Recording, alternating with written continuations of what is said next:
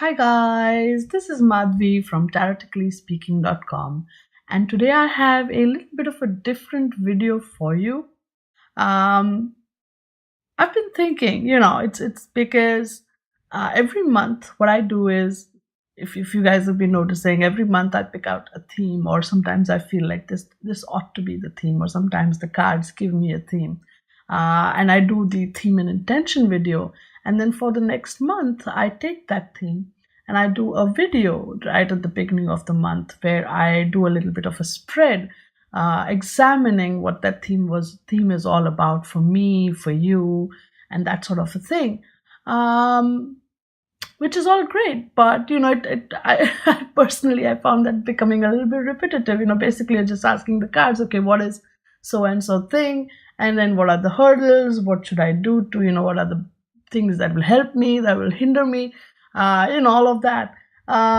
Basically the format, it became repetitive, and I get that, and sometimes I wonder, that's okay, that's just the first step, right? That is the first step. After that I don't talk about much. I do talk about it in my blog post, but sometimes I don't end up talking about it in my video. What I do with that reading later, I journal about it, I think about it my whole month. It's kind of always in the back of my mind. I'm ruminating over it.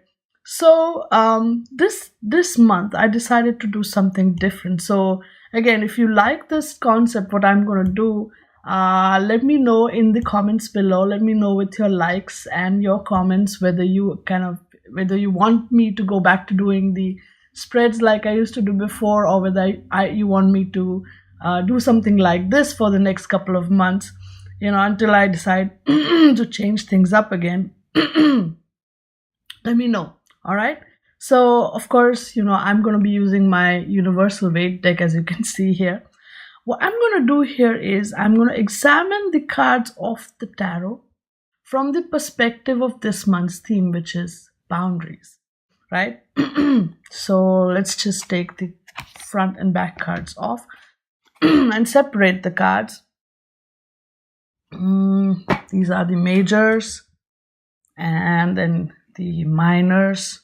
I'm going to remove the court cards out of the equation because let me just keep them with the minors. All right, I'm going to be putting this a little off screen because I have only so much screen real estate, to be honest. So I'm going to maximize that for what I want to do. All right, just okay.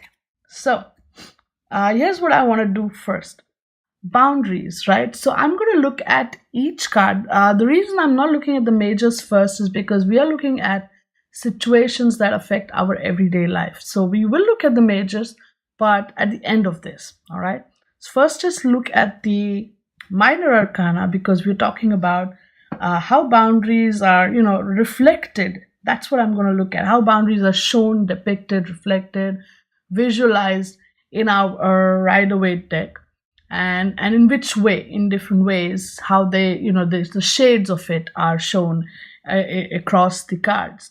Now I'm going to, one by one look at each card, see if it even confirms the theme, and then move on, right? And when we do hit upon a card that comes to that point or does hit upon it, I'm going to talk about it. But again, it might be that I may miss out on something. So I want you guys to be a little bit vigilant too. If I have missed out on a card, tell me about it. Tell me about it in the comments. All right. So here you go. Right off the bat, I look at the Two of Wands and I'm like, oh, all right, look, he's already established himself in this little village, and now he wants to explore more. Look at that globe. He wants to expand his boundaries. He wants to not stay within the boundaries that he's already created. He wants to expand them. That's the energy of this card, right? Now, if I were to look at this card and say, okay, what boundaries is he expanding? So it could be related to his business, right? Because this is passion, this is wands, this is all about his passion, this fire. He wants to take his business to the next level. He wants to take his passion to the next level. And whatever boundaries are that he has been working within, now he wants to expand expand those boundaries. He wants to go out of those boundaries and see what lies ahead. This does evoke a feeling of boundaries here, this card, Three of Wands, but more or less he's kind of staying within these boundaries and waiting for the messages to come in, right? This is the ultimate Four of Wands. This could be just perfect, like 4 points, the square, the boundary, perfect, right? This within this, everything is secure, stable, joyful. The boundaries here are something that bring joy. The Five of Wands. This is something I want you guys to tell me. How are boundaries reflected here? Tell me. This is a good exercise for you. What sort of boundaries do we see here? Oh, look. The Seven of Wands. He's trying to fight against these boundaries here. Right? He's trying to break these barriers, maybe. Or he's trying to hustle. He's trying to struggle. He's trying to figure his way out of, what's coming at him, what boundaries are kind of rushing at him like that. Smooth sailing. The 9.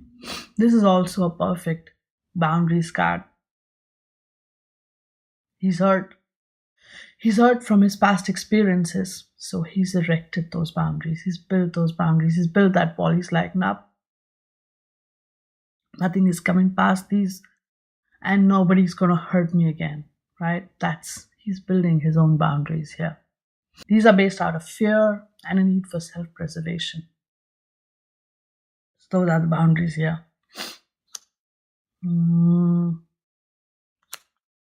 the court cards. All right. Now let's look at the other second suit, which is the suit of swords.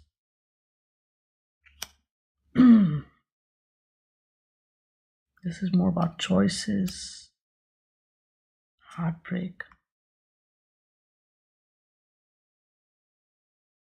Maybe he's meditating upon the boundaries. I don't see the sense of boundaries here in this one. I mean, here's the thing. If you guys see it, talk to me about it. All right? Tell me if I missed out. This is perfect. Remember, this card had come up in the focus reading, telling me when I asked the cards, what is focus? This is the card that came up.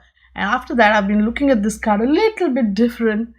But here, she's erected her own mental boundaries. Her own mind has created this boundary for her, right? This is self-imposed limitations. And she's told herself, that's it, I can't go beyond this point. I often like to compare this card with this card, actually, to be honest, the Eight of Swords and the Nine of Wands, because both are self-created boundaries here, right? What is the difference? What is the similarity? Think about it. I think I did a post once about cards which have a similar meaning but have a different energy about it. So I think I did discuss this in that. If I find that video, I'll link it up here somewhere. You can definitely take a look at it, right? So here she has self-imposed limitations, the boundaries.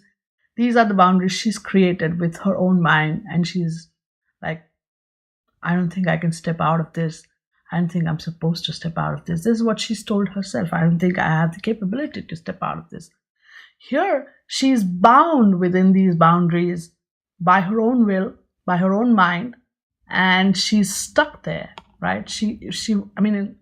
Consider the energy of this one, right? He wants to explore. He's ready to kind of just burst out of those boundaries and just go explore. Here, she's like, nope, I can't do it. She has lost her confidence maybe, or she's told herself that she can't do it. Whatever it is, she's stuck within these boundaries. Even if she probably doesn't even know if she wants to explore those boundaries, crossing them, breaking them, so on and so forth. She is stuck. Now, this is interesting. How about this? The Nine of Swords.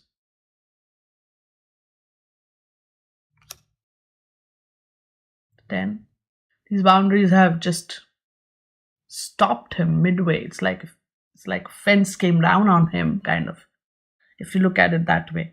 He probably wanted to break through, and he wanted to get, half of him is on the other side, half of him is on this side, and he's kind of, now that's it, done, stuck. It's over for him, right?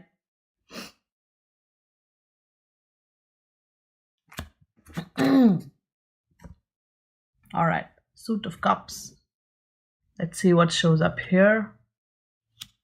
The Two of Cups. Look, they're establishing their emotional boundaries here. They are saying, okay, this is your space, this is my space, this is our space, so they are slowly figuring it out. It's a very emotional process. And here, Three, their boundaries are kind of blurry and merging, because they have a lot of something in common that kind of blurs it together, blends it together. This is more fluid, the boundaries in the cups, very fluid. Do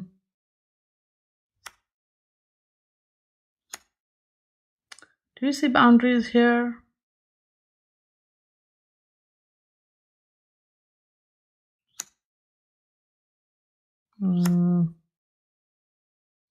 I kind of see boundaries here in the Eight of Cups, right?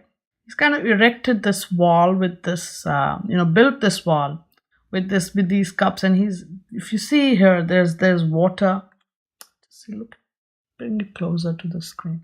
There's that water body here, and he, creates that little bit of a boundary, and then he steps away to the other side. So you can say that there is a boundary here. And he's like, okay, emotions on one side, me on the other side, going away, figure it out, walking away, distancing myself from these feelings, these emotions, these happy and sad situations and circumstances. And then the Nine. Look, it's pretty much, he's erected this boundary, but now again compare that with this guy.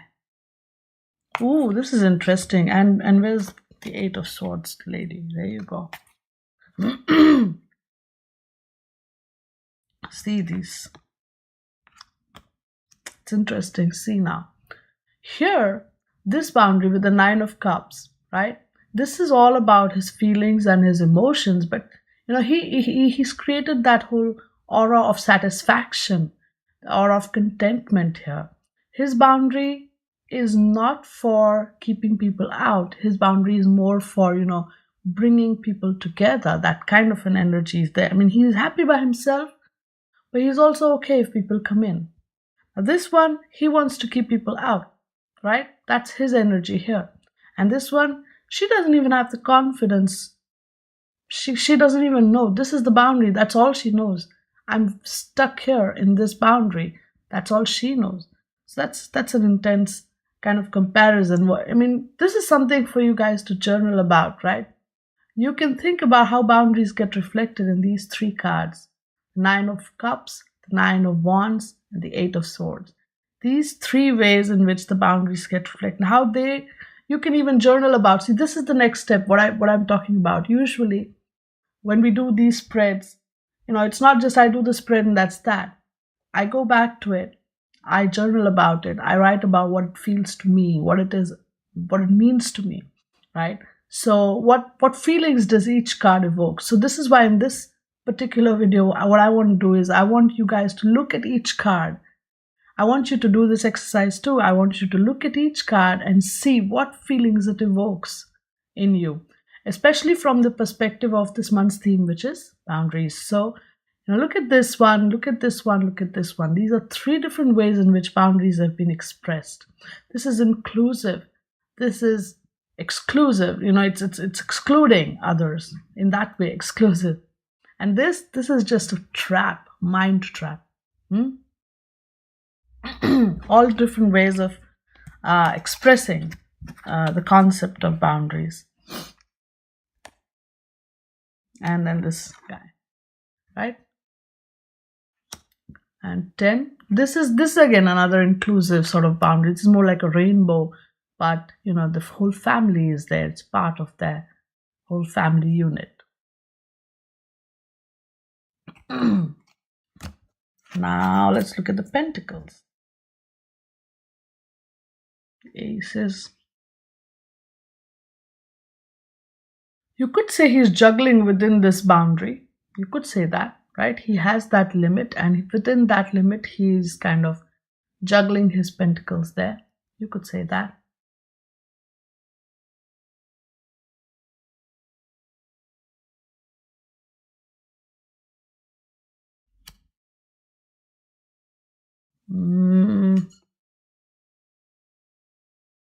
This balance, patience. Now, that's it. Pentacles cards. No, that's just the two which evoke that concept somewhere. Now let's look at the majors. Now in the majors, the concept of boundaries will be expressed in different ways. So I'm just going to explore how that shows up. In the Fool card, he wants to again explore the boundaries. Compare this again with the Two of Wands. What's the energy difference or similarity between these two, right? Both of them want to go ahead and explore their dreams. So what is the similarity? What is the difference? Again, he wants to take the leap and explore his dreams. Magician, I would say, would be pushing his boundaries, right? He's trying to channel the energy of the universe and, create, manifest. He's pushing his limits. He could be. Whereas the High Priestess, she likes to keep it within those boundaries of her consciousness, of her subconscious, of her inner mind.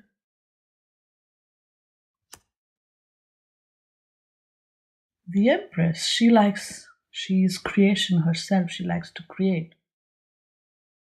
And you could say that she likes to manifest. So maybe she manifests the concept of boundaries, or maybe she likes to, grow them, spread them. That's her energy. That's what I feel. Emperor, on the other hand, he likes to consolidate. He's like, this is the structure, this is the boundary, this is it, this is it. He likes to set those boundaries. And his boundaries are hard and fast. Hers, on the other hand, are loose and free, Hierophant, his energy is different. He likes to tell us how to behave within those boundaries, right? He's the rule setter, structure maker. With like this guy, he sets the structure, yes. But this guy tells us how to survive in that structure.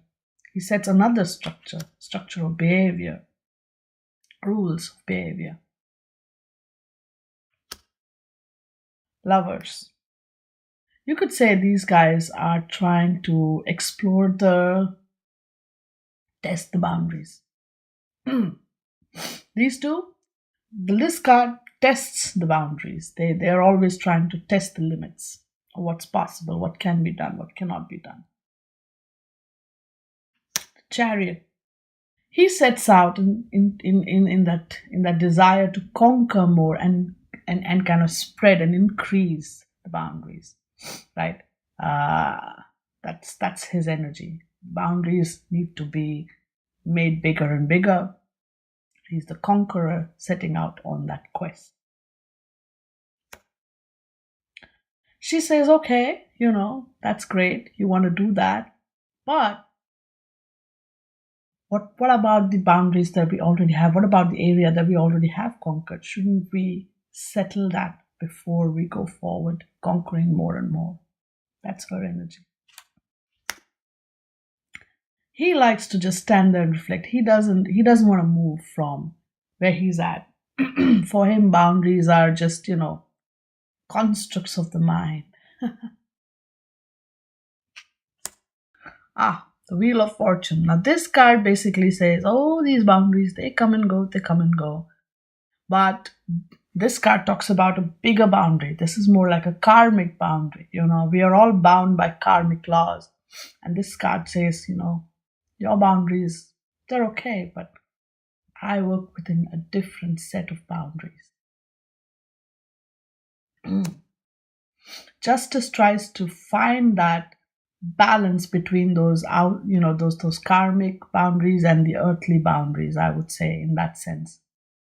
and what are the divine laws that work over there. It tries to work within those laws and rules. Hanged Man. Again, for him, he doesn't care. He's looking at things from very different point of view. Compare him with the hermit energy in that sense. He's like, you know what? It doesn't matter whichever way you look at it. That's his perspective. Death brings the dissolution. Is that a word? Yeah, dissolving, dissolution of everything. There's no such thing as boundaries, the death cards. Temperance angel basically says that the boundaries need to transform into something greater than themselves. The devil, he still wants us to be caught up within the parameters of the boundaries. Here, this card wants us to remain within that limit, not explore what's outside of it. But of course, the universe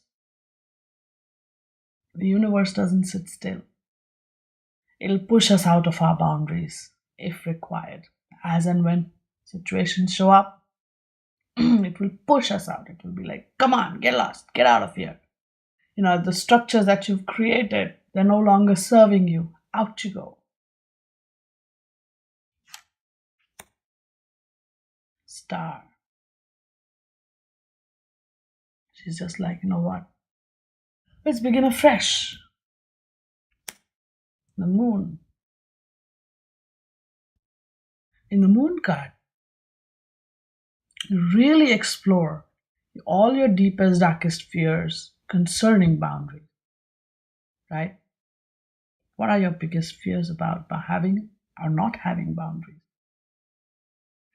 The Sun card here is the wall, the boundary wall. He's like, I'm just done with that. I'm going on my own adventure. I've crossed the boundary. I'm going on my own adventure now. Judgment. I think on some level, Judgment talks about dissolving boundaries completely, but this is on a very higher level, on a very spiritual level. There's no need for boundaries, he said.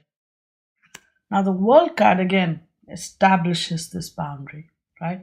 And within that, surrounded by the karmic energies and that boundary here, she's okay, she's dancing, the world dancer, in tune with the universe, but within the universe. Maybe because she is the universe herself. So, these are my very random sort of thoughts about boundaries and how they get reflected in our tarot cards, major and minor. Talk to me. Tell me, what do you think? Are there any cards that I've missed out? But because I could have very well missed out on a card or two here or there. It's perfectly okay. So, or another exercise I can tell you is, just like we looked at each card in the major arcana from the perspective of boundaries, you can also do that to each minor arcana card from the perspective of boundaries. Go wild, look at the court cards even if you want from the perspective of boundaries. The point is, you can see how boundaries are reflected in each of these cards or in some of these cards like we've explored today. It's a great concept, it's a great idea. What I do is I take this process, I sit down with it, I journal about it.